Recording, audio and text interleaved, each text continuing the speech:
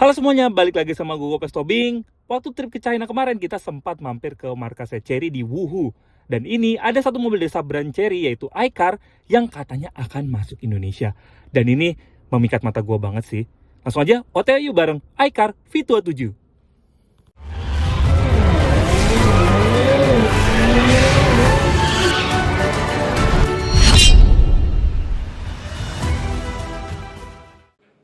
Dari bagian eksterior ya, ini mobil gagah banget sih. Kalian bisa lihat dari depan nih.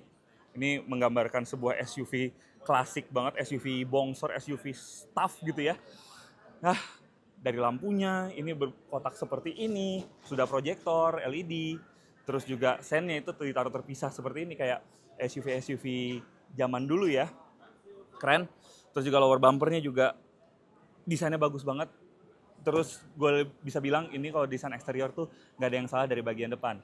Nah untuk bagian sampingnya kita bisa lihat di sini untuk velgnya dia memakai velg berukuran 21 inci dan velgnya itu berwarna gunmetal finish seperti ini dan juga warna hitam. Ganteng ya, ganteng. Dia jadi ganteng banget. Terus juga spionnya dia bentuknya kotak seperti ini, nggak ada bentuk-bentuk modern-modernnya. Ini bener-bener klasik banget. Terus juga ada tulisan Arab di sini karena memang ini mungkin yang spek Arab untuk market Middle East. Terus juga ada blind spot warning di spionnya.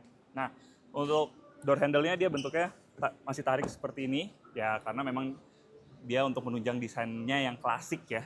Terus juga di bagian belakang ganteng, gue akuin ganteng dari belakang sini. Ini gue suka banget desain belakangnya. Dan untuk pintunya sendiri dia juga pembukaannya masih swing seperti ini. Ya, bagus sih, tapi kalau mungkin akan jadi handicap kalau misalnya parkir di tempat yang terbatas karena dia membutuhkan space lebih banyak dibandingkan pintu belakang mobil yang dibuka ke atas gitu. Terus juga untuk lampunya dia sudah ada LED dan kalau kita lihat nih di eksteriornya dia ada 2 lubang di kanan dan kiri. Untuk kenapa begitu? Nanti kita bahas waktu kita bahas dapur pacu. Interiornya sendiri berwarna konyak seperti ini, bagus.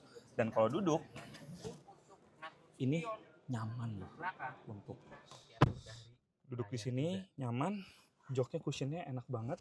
Dan untuk ruangnya, ini gede banget sih karena memang mobil yang box ini bisa bikin desainernya untuk interiornya tuh bisa punya ruang lebih untuk memberikan interior yang luas. Nah, untuk ruang kakinya sendiri ini masih ada 4 jari dan kalau misalnya kalian nanya soal footroom ya, ini banyak sih footroomnya sih. Joknya juga bisa menopang paha gue dengan cukup baik, bagus. Dan di belakang sini sudah ada kisi-kisi AC dan juga porsi USB. Nah, dari depan dashboardnya dia bentuknya seperti ini. Ya, desainnya simple tapi masih bagus. Dan kalau kita lihat instrumen clusternya nih, resolusinya tinggi sih. Beda sama mobil-mobil Tiongkok pada umumnya yang biasanya generik untuk instrumen clusternya, tapi kalau ini enggak. Terus untuk entertainment screen-nya atau layar tengahnya, dia juga resolusinya cukup tinggi dan layarnya nih bisa kalian lihat frame rate-nya ini kebetulan lagi dimainin sama Bagas nih dari AutoNet Max. Halo. Nah, kalian bisa lihat ya. Tuh. Frame rate-nya bagus banget. Terus juga untuk konsol tengahnya dia juga sorry guys. Nih cukup dalam ya. Jujur kalau interior eksterior desainnya nggak ada yang salah sih. Setirnya juga enak ya guys megangnya guys ya. Setirnya enak. Diameternya pas ya. Diameter pas, jadi nggak terlalu besar dan nggak terlalu kecil. Enak buat berkendara off-road juga. Oh gitu ya. Jadi counter steering, buat steering biasa di jalanan itu enak buat manuver. Terus posisi mengemudinya juga commanding banget sih. Commanding ya, tinggi sih. Tadi gue ngerasain tinggi. Karena ini udah yang titik paling rendah pun gue masih kelihatan ujung cupnya. Oh iya bener, cupnya tuh. Banget. Iya. Cupnya tuh walaupun dia ada yang aksen nonjolnya di situ ya, tapi nggak bikin blind spotnya berlebihan. Betul. Karena memang posisinya udah commanding. Betul. Gitu. Dan tiap desain itu harusnya dia nyala round view monitornya. Oh iya tuh. Jadi makin meminimalisir blind spot. Yes, ini keren banget sih. Terus juga ada fragrance-nya juga guys ya di situ ya. Ada tiap kiri kanan pojok dashboard. Jadi ya. rapi kisi-kisi AC. Jadi rapi bener. Jadi rapi. Biasanya kan ditaruh di tengah, tapi dia nih ditaruh di masing-masing kisi-kisi AC depan ya. Nah, dia juga ada panoramic sunroof di atas ini, panoramic roof di atas ini. Dan Panoramic moonroof. panoramic moonroof. Split moonroof. Split moonroof. Karena nggak bisa dibuka sama sekali. Oh, nggak bisa dibuka. Cuma dikasih paling ini tambahan juga nih. Oh iya, ada covernya, benar. Iya, tutup warungnya tambahan ini. Ya tapi interiornya mewah sih. Ini Mewah, kerasa mewah sih. dual tone. Semoga yang kita dapat juga dual tone ya. Ya, gue berharap juga demikian sih. Dan oh ya, mobil ini juga sudah dilengkapi dengan premium sound dari Pioneer. Ya, tadi sempat gue bilang kan kenapa mobil ini itu ada 2 lubang di kanan dan kiri. Itu karena mobil ini dilengkapi dengan mesin REEV atau Range Extender Electric Vehicle. Jadi, dia itu bisa di-charge secara eksternal untuk daya listriknya dan juga bisa mengisi dari mesinnya yang berkapasitas 1,5 liter. Nah, untuk mesinnya sendiri itu hanya berperan sebagai generator aja, dia tidak menggerakkan mobilnya. Tapi, walaupun dia digerakkan hanya pakai motor listrik saja dan ditunjang dengan baterai berkapasitas 34,3 kWh, tenaganya nggak main-main. Untuk yang varian Intelligent Wheel Drive atau IWD, itu ada di 449 horsepower dan torsinya itu ada di 500-an Nm.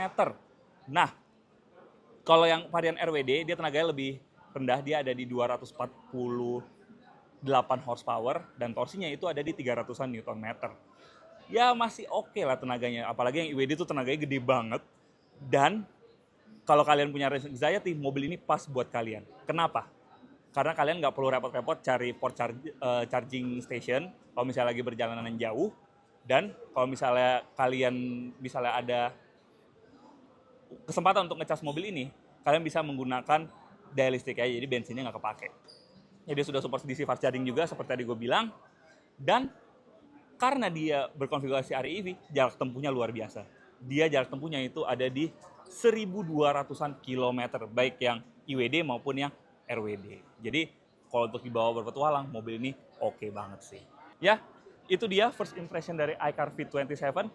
Ya menurut kami mobil ini bisa jadi game changer sih di Indonesia karena memang REEV itu belum banyak pemainnya dan mobil ini juga desainnya bisa jadi show stealer di jalan dan juga interiornya itu kerasa mewah banget. Dan kalau menurut gue desain mobil seperti ini kalau misalnya di Indonesia, misalnya kalian mau menebus mobil ini dengan misalnya kalian mau menebus mobil ini gitu ya, itu mungkin kalian harus keluar duit miliaran. Sementara kalau ini gue yakin sih itu tidak sampai miliaran.